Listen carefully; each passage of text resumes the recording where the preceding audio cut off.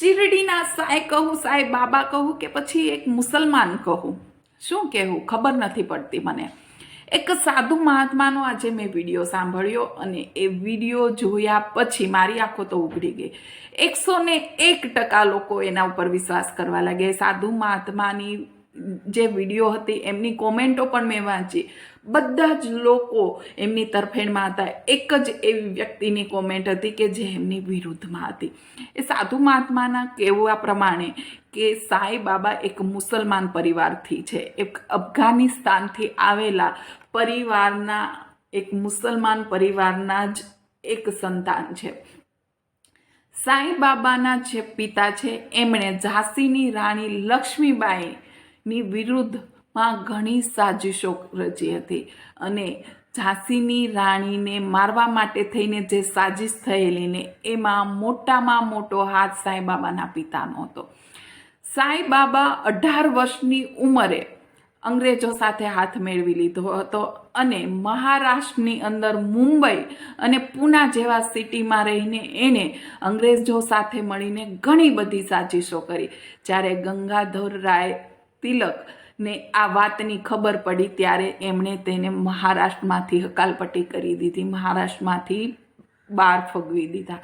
ત્યાર પછી 20 વર્ષની ઉંમરે એ શિરડીમાં આવ્યા અને શિરડીની અંદર એમણે પોતાનું વર્ચસ્વ સ્થાપવાની કોશિશ કરી.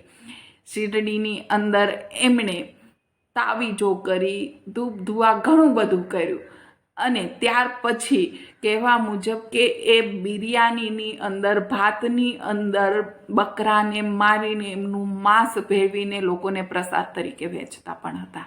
અને એ જ સાંઈની પૂજા આપણે આપણા મંદિરમાં કરીએ છીએ. ઘણા લોકોએ એમનો વિરોધ પણ કર્યો હતો.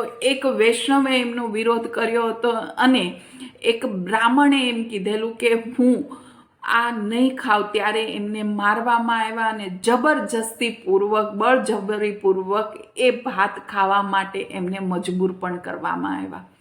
માન્યું કે સાંઈ બાબા કદાચ આ કીધેલી હરેક વાત ખોટી હશે, પરંતુ એક વાત મને એ જવાબ આપો કે આપણા હિન્દુ ધર્મ મુજબ આપણે આપણા દેવસ્થાનોમાં, આપણા ધર્મ સ્થળોમાં કે પછી કહું કે આપણા મંદિરની અંદર મરેલા વ્યક્તિને સ્થાન નથી આપતા, મરેલા વ્યક્તિનું પૂજન કરવામાં નથી આવતા.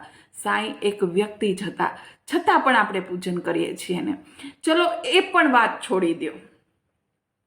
જ્યારે રામ મંદિર બનાવવામાં આવ્યું ત્યારે રામ મંદિર માટે થઈને ફાળો જ્યારે સાંઈ મંદિર પાસે માંગવામાં આવ્યો, શિરડીના સાંઈ મંદિર પાસે, ત્યારે એ લોકોનું એવું કહેવું હતું કે સાંઈ મંદિર જે છે એ હિન્દુનું નથી, અમે હિન્દુ નથી.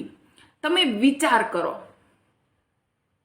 કે આ લોકો ખુદને હિન્દુ નથી માનતા ને આપણા હજારો નહીં પણ લાખો હિન્દુઓ કરોડો રૂપિયાનો ફાળો સાંઈ મંદિરમાં આપી રહ્યા છે અને આપણે મૂર્ખાઓ હજુ પણ સુધરતા નથી.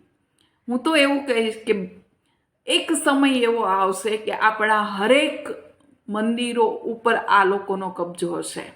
જેમ બાબરી આવ્યો હતો અને ત્યારે એણે હરેક મંદિર ઉપર પોતાની મસ્જિદો બનાવી દીધી હતી ને, સેમ એવું જ થવાનું છે.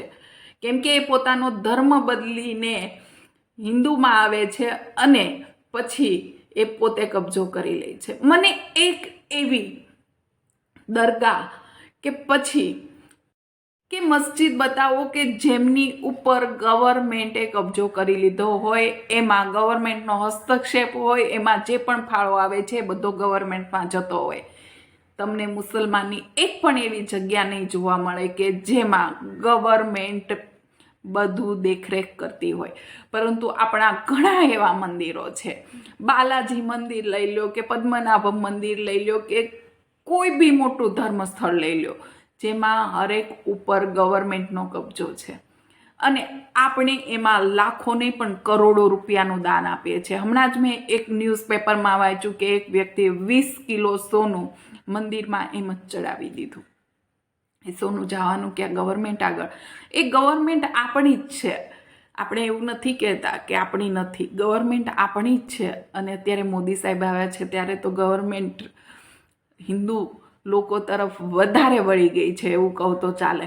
પરંતુ આ જે મુલ્લાઓ અને આ મુસલમાનો જે છે એ આપણા જ એ મુસલમાનો જે ગવર્મેન્ટમાં ખાસ કરીને છે, સરકારમાં જે છે, એ આપણા જ પૈસે લીલા લેર કરે છે, આપણા જ પૈસે ખાઈ પીએ છે અને ઉપરથી આપણા ઉપર જ દબાણ કરવાનું. કેમ એની મસ્જિદો નથી આપતા? કેમ મસ્જિદોમાં આવેલા પૈસા ગવર્મેન્ટમાં નથી જતા? કેમ આપણા મંદિરના જ પૈસા ગવર્મેન્ટમાં જાય છે? અને જો આટલું થતું હોવા છતાં પણ આપણે આંખો નહીં ખોલીએ ને, તો એક સમય એવો આવશે કે હરેક હિન્દુ મંદિર ઉપર એક મુસલમાન બાવો થઈને બેઠો હશે, સાધુ થઈને બેઠો હશે.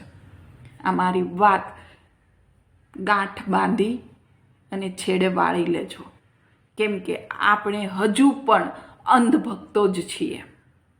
આપણે હજુ પણ આપણામાં સુધારો નથી લાવતા.